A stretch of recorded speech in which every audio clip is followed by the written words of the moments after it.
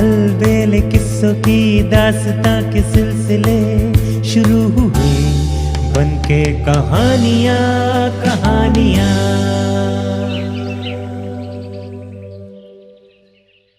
एक कहानी ऐसी भी। आइए सुनते हैं आज की कहानी। आज की कहानी है ठग्गू राजा। राजपूताने के गांव रामपुरिया में एक नामी ठग रहता था। उसके किस्से इतने मशहूर थे कि दूर दूर के सेठ साहूकार भी उसके नाम से और उसकी करामत से घबराते थे। एक बार की बात है कि ठग नौरतन के पास रुपए पैसे सब खत्म हो गए। उसने सोचा बहुत दिन हो गए, अब जरूर कोई मोटा शिकार पकड़ना चाहिए। बस यही सोचकर नौरतन शिकार की तलाश में निकल गया। वो जा रहा था कि रास्ते में उसे एक किसान मिल गया। दोनों में राम राम श्याम श्याम हुई और फिर साथ साथ चलने लगे। किसान बोला, भाई नौरतन, रास्ता काटने के लिए हम कुछ कहानी किस्से सुनाते चलें, जिससे हमारा मन भी लगा रहेगा और रास्ता भी आसानी से कट जाएगा।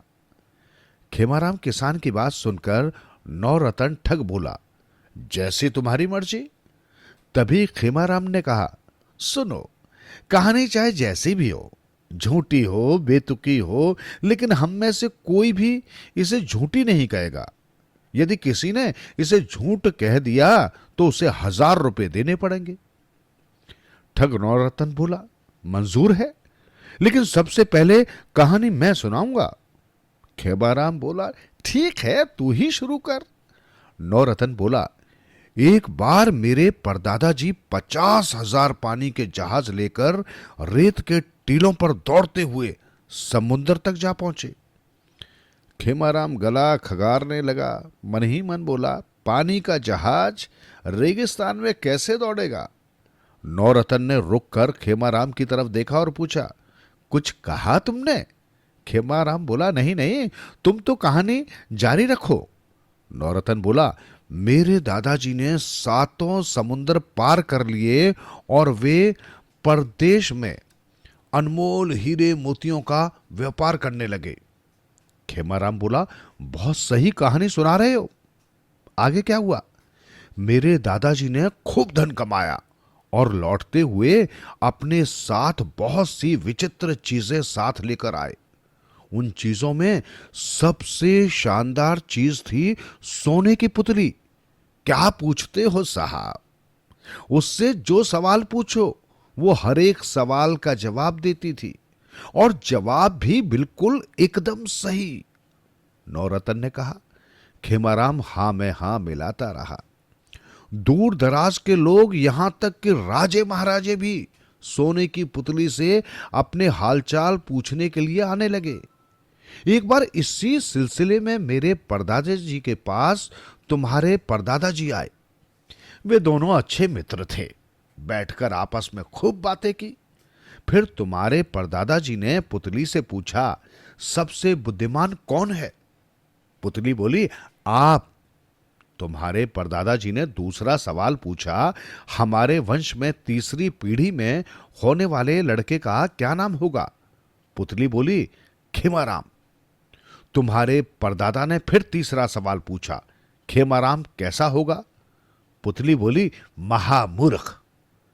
अपने अपमान की बात सुनकर खेमाराम मन ही मन बहुत क्रोधित हुआ। उसने तय कर लिया कि अब की बार इस ठग को ऐसा मजा चखाऊंगा कि ये भी पूरी जिंदगी याद रखेगा। ठग ने कहा, पुतली की ख्याति चारों तरफ फैल गई। पास के नगर के राजा मुरलीधर ने मेरे परदादा को बुलाकर कहा, यदि ये पुतली तुम हमें सौंप दो तो हम तुम्हें राज्य का महामंत्री बना देंगे।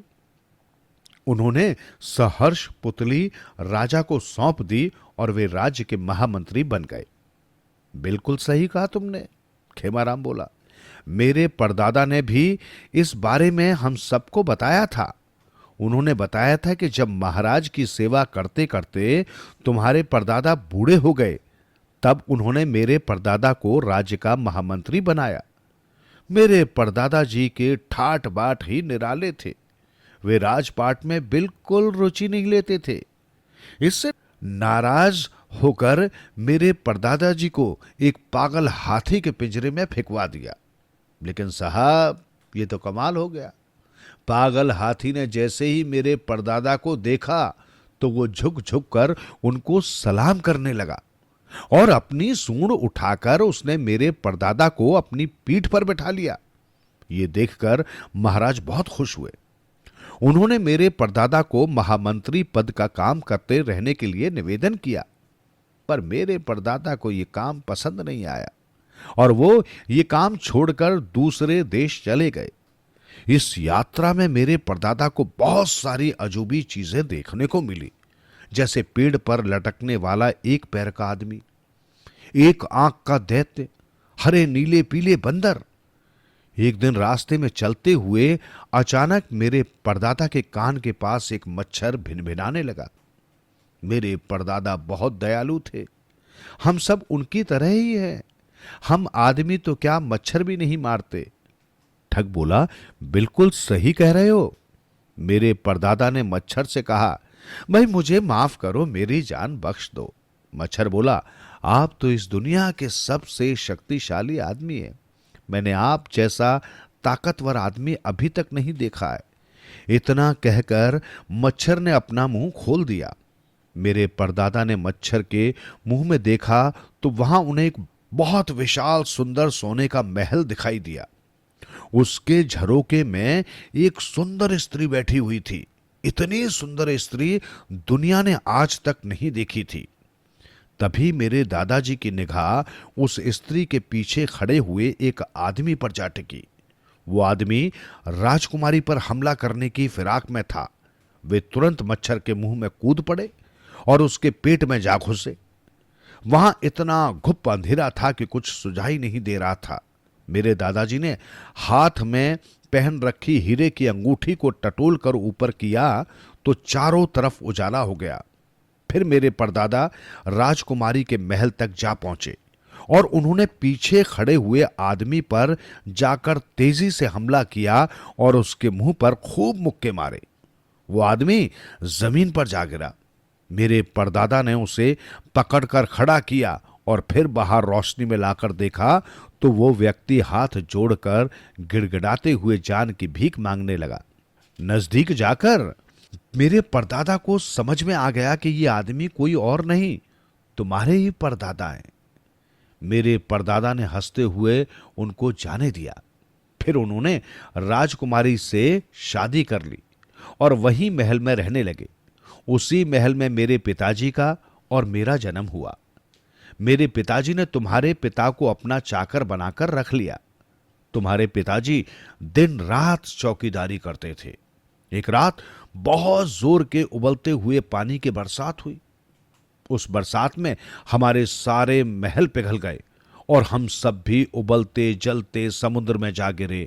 फिर किसी तरह से जैसे तैसे करते मैं और पिताजी और राजकुमारी एवं तुम्हारे पिताजी किनारे पर जा लगे। किनारे पर एक बूढ़ी औरत भगोने में साग सब्जी बना रही थी। बुढ़िया हमको देखकर डर गई। मैंने कहा, बुढ़िया डर मत, हम भी आदमी हैं, भूत प्रेत नहीं है। बुढ़िया बोली, तुम लोग भी खूब हो, मेरे भगोने में घुसकर मेरी सब्जी खराब करने की क्या जरूरत थी। हमने माफी मांगी और कहा कि हमें पता नहीं हम तुम्हारे भगोने में कैसे पहुंच गए। हम तो कई वर्षों से मच्छर के पेट में बने हुए सोने के महल में रह रहे थे। बुढ़िया बोली, अब मुझे समझ में आ गया। थोड़ी देर पहले उसी मच्छर ने मेरी बाह पर काट लिया था। फिर तुम सब मेरी बाह में घुस गए और मैं भगोने में पड़ी सब्जी हिला रही थी और तुम सब मेरे हाथ से खिसक कर इस भगोने में जा गिरे। तुम ठीक कहती हो, ऐसा ही हुआ होगा, मैंने कहा। फिर हम दूसरे देश में आ गए। ये वही राज्य था जहां मेरे परदादा महामंत्री हुआ करते थे। अब उन्होंने एक परचून की दुकान कर ली थी। मेरे परदादा जी हमारे पहुंचने के साथ ही स्वर्ग सिधार गए। जाते जाते वे मुझे अपने बही खाते संभाल गए और कह गए कि इनको संभाल कर रखना। मेरे परदादा इस गांव के बहुत इज्जतदार और पैसे वाले व्यक्ति थे। गांव के सारे लोग उनसे उधार लेते रहते थे। यहां तक कि वक्त बेवक्त राजा को भी जरूरत पड़ जाती तो वो भी मेरे परदादा से ही उधार ले जाते थे। एक बार हमारे गांव में भयंकर अकाल पड़ा। लोग पानी की बूंद बूंद के लिए तरस गए। पशुओं के लिए खाने के लिए तिनका भी नहीं बचा और मवेशी मरने लगे। मेरे परदादा ने देखा कि लोगों की हालत तंग होती जा रही है।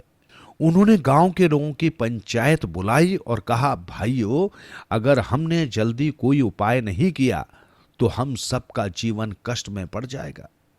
हमें जल्दी ही कोई उपाय करना चाहिए।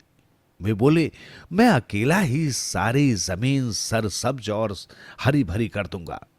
गांव के लोग बोले, बहुत अच्छा, जल्दी करो। ठग हंस पड़ा। खेमरा बोला, हंसो मत। मेरे परदादा ने गांव की सारी जमीन अपने सर पर उठा ली और बरसात की खोज में निकल पड़े। फिर जहां जहां उनको पानी दिखा वे पानी इकट्ठा करते रहे और उस जमीन पर हल चलाते और सिंचाई करते रहे। खूब जोरदार फसलें हुई। मक्का, बाजरा, ज्वार, मोठ के साथ साथ खरबूजा, तरबूजा भी खूब पैदा हुआ। ठग बोला, बिल्कुल सही है, ऐसा ही हुआ है। खेमराम बोला, मेरे परदादा ने गांव की उस जमीन पर सारे गांव के लोगों को भी बिठा रखा था। वो पूरे संसार में परिक्रमा लगाता रहा। जगह जगह के लोग इस जोरदार फसल को देखकर पूछते और मेरे परदादा बताते कि कैसे हमने ये फसल तैयार की है। फिर मेरे परदादा ने एक महाजन को सारी फसल बेच दी। लेकिन इसी बीच तुम्हारे परदादा हाथ जोड़कर खड़े हो गए। बोले, मेरे घर में खाने के लिए अनाज नहीं है और मेरे पास पैसे भी नहीं है, मुझ पर दया करो। मेरे परदादा जी को दया आ गई और उन्होंने 1000 रुपये तुम्हारे परदादा जी को उधार दे दिए। तुम्हारे परदादा, फिर तुम्हारे दादा और फिर तुम्हारे पिताजी ने आज तक हमारा वो कर्जा नहीं चुकाया। इस तरह चक्रवर्ती ब्याज के चलते चलते वो 1000 रुपये पूरे 10,000 रुपये में बदल गए हैं। ठग नवरत्न चक्कर में आ गया। सही है भाई, सही है। ठग पर बिजली गिर पड़ी। जितने गवाह खड़े थे और कहानी सुन रहे थे वो बोले, किसान खेमराम एकदम सही कह रहा है। अब अगर नवरत्न कहानी को सही मानेगा तो उसे 10,000 रुपये देने पड़ेंगे और कहानी को गलत कहेगा तो 1000 रुपये चुकाने पड़ेंगे। ठग ने अपने कान पकड़े और कहा, भाई खेमराम, तेरी कहानी झूठी है और इसके दंड के रूप में मैं 1000 रुपये का जुर्माना अदा करता हूं।